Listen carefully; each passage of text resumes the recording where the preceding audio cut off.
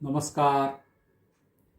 कुटुंब प्रबोधन मंडळातर्फे आपण भारताच्या 75व्या स्वातंत्र्य दिनानिमित्त अर्थात आझादी का अमृत महोत्सव या निमित्ताने जे कथाकथन करणार आहोत त्यामध्ये आजची जी कथा आहे त्याचा एक नायक नाही आहे, तर अनेक बंधू हे त्याचे नायक आहेत.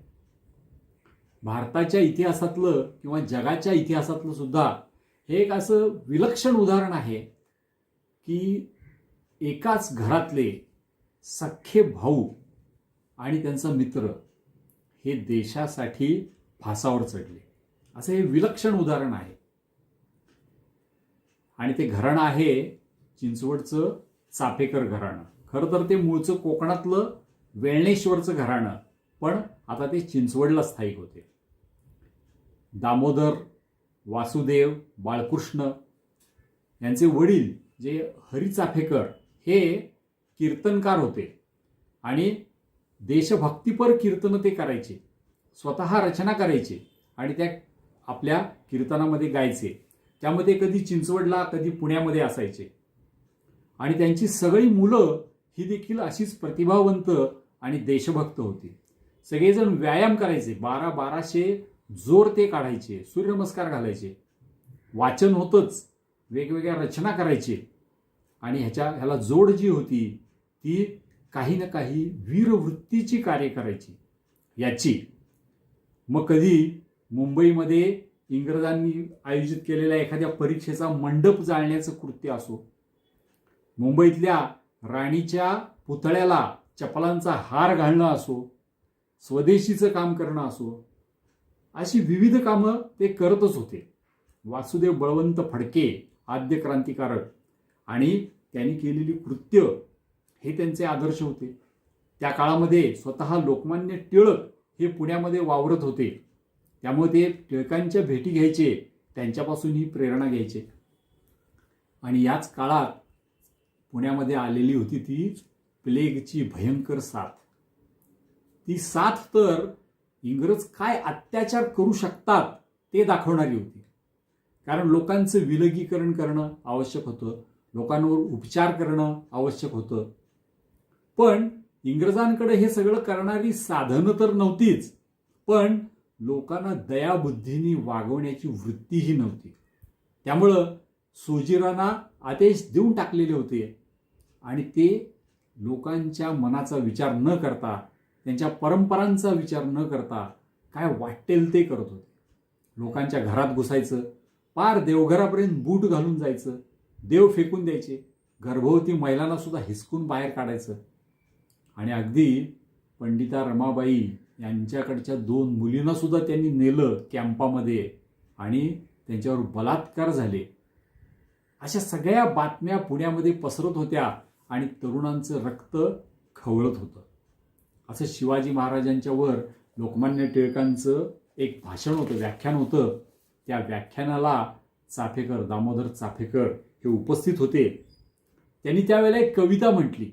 ती कविता अशी होती: होती काय विषाद वक्र नयने पाही परस्त्री कुणी, म्यानातून हजार तीक्ष्ण असिका बाहेर ये त्या क्षणी. आता अग्निरथात संधी बघुनी हस्ते स्त्रिया ओढिती, शेंढानो करिता कसे सहन हे लावून घ्या दादती. अशा भावना दामोदर पंतांनी व्यक्त केल्या. तर टिळकांनी त्यांना त्यावर असं उत्तर दिलं की जर आज ज्यांनी भाषणं केली त्यांना तुम्ही शंड म्हणालात, पण श्लोक म्हणणाऱ्यात काही पौरुष असतं तर रँड एवढा एव्हाना जिवंत राहिला नसता. हा रँड कोण होता?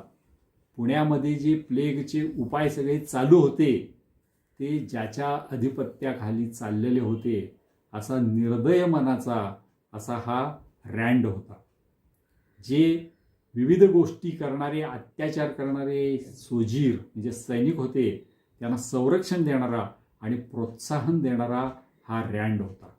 म्हणूनच टिळकाने म्हटलं होतं की जर तुमच्यामध्ये पौरुष असतं तर आज रँड जिवंत नसता. ही गोष्ट या बंधूंनी लक्षात घेतली. टिळकांना काय म्हणायचंय ते समजून घेतलं आणि ते त्या तयारीला लागले. त्यांनी पिस्तुलं आधीच मिळवलेली होती, त्याचं प्रशिक्षण, त्याचा सराव आधीच केलेला होता. आता ते प्रत्यक्ष कृतीच्या मागे लागले. रँड कुठे राहतो, कुठे जातो, काय करतो, ह्या सगळ्या बातम्या काढल्या. 2दा त्यांना रँडचा वध करण्यामध्ये यश आलं नाही. 2 प्रयत्न हे त्यांचे अयशस्वी झाले, पण त्यात ते सापडले सुद्धा नाही.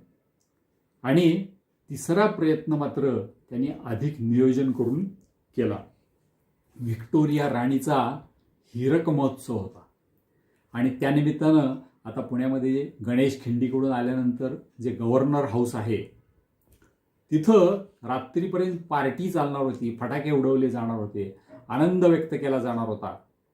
आणि मग उशिरा तिथून एक इंग्रज अधिकारी आपापल्या बंगल्याकडं म्हणजे कॅम्पात जाणार होता. बाजूला सगळा अंधार असणार होता. ही संधी सोडायची नाही असं त्यांनी ठरवलं आणि सर्वजण तिकडे दबा धरून बसले. सकाळपासूनच ते त्याच्या मागावर होते. तो घरून कधी निघाला, त्याची गाडी कुठली आहे, तो गव्हर्नर हाऊसमध्ये पार्टीसाठी कधी जाऊन पोचला, हे सगळं त्यांनी हेरून ठेवलेलं होतं.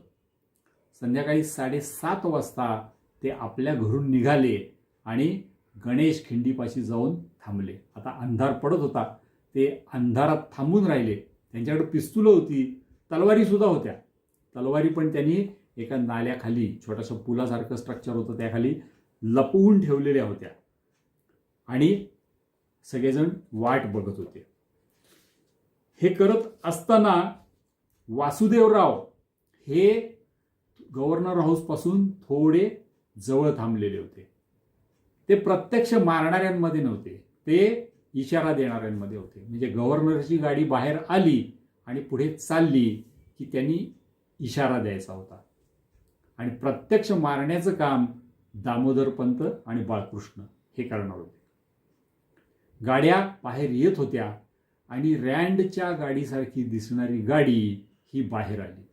त्याबरोबर घोषणा सुरू झाल्या, गोंद्या आला रे आला, गोंद्या आला रे आला. या घोषणा वासुदेव देत होता आणि दामोदर बाळकृष्ण त्या घोषणा ऐकत होते. गाडी पुढं आली आणि त्या गाडी पुढं आल्यानंतर बाळकृष्णनी त्या गाडीवर चढून आत बसलेल्याच्या डोक्यात गोळ्या घातल्या.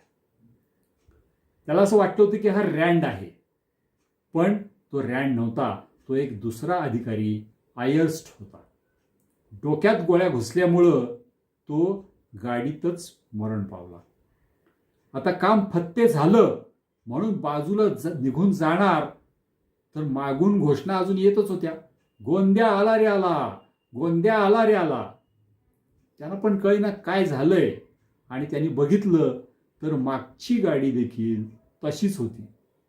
ती खरी रँडची गाडी होती. आता धोका होता की रँडला जर हे पुढं काय घडलंय हे लक्षात आलं असतं तर मोठाच गोंधळ उडाला असता. पण आयस्ट त्याच्या डोक्यात गोळी घुसल्यानंतर जे काही ओरडत होता, I am shot, I am shot, stop stop, पण तो जो गाडी चालवणारा, गाडी हाक्या होता, त्याला काहीही इंग्रजी कळत नव्हतं. त्यामुळे त्यांनी गाडी तशीच पळवत नेली. त्याला मागं काय झालं हे कळालेलंच नव्हतं. त्यामुळे रँडची गाडी पुढे आली त्यावेळी त्याला कळालंच नाही की पुढं असं काही घडलेलं आहे.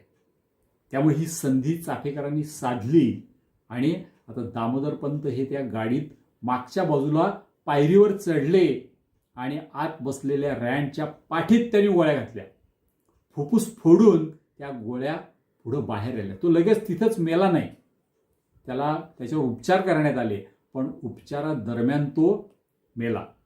या दोघांनाही मारून आता दामोदरपंत तिथून बाहेर पडले. बाळकृष्ण आणि ते तिथून ते आता जे फर्ग्युसन कॉलेज आहे त्या भागामध्ये पळून गेले आणि गायब झाले. पुण्यामध्ये मोठा हलकल्लोळ माजला, कारण तो राणीच्या हीरक महोत्सवाचा कार्यक्रम होता आणि गणेश खिंडीमध्ये हे महत्वाचे इंग्रज अधिकारी मारले गेले. हे कसं काय मोठी दहशत पुण्यामध्ये झाली, धरपकड सुरू झाली, अत्याचार पुन्हा सुरू झाले. पण इंग्रजांच्या मनात दहशत बसवण्यामध्ये देखील हे यशस्वी झालेले होते. अर्थात इंग्रजांचं हेर खातं इतकं मजबूत होतं आणि त्यामध्ये द्रविड बंधू नावाचे 2 आपले फितूर देखील होते. त्यामुळं चाफेकर बंधू पकडले गेले.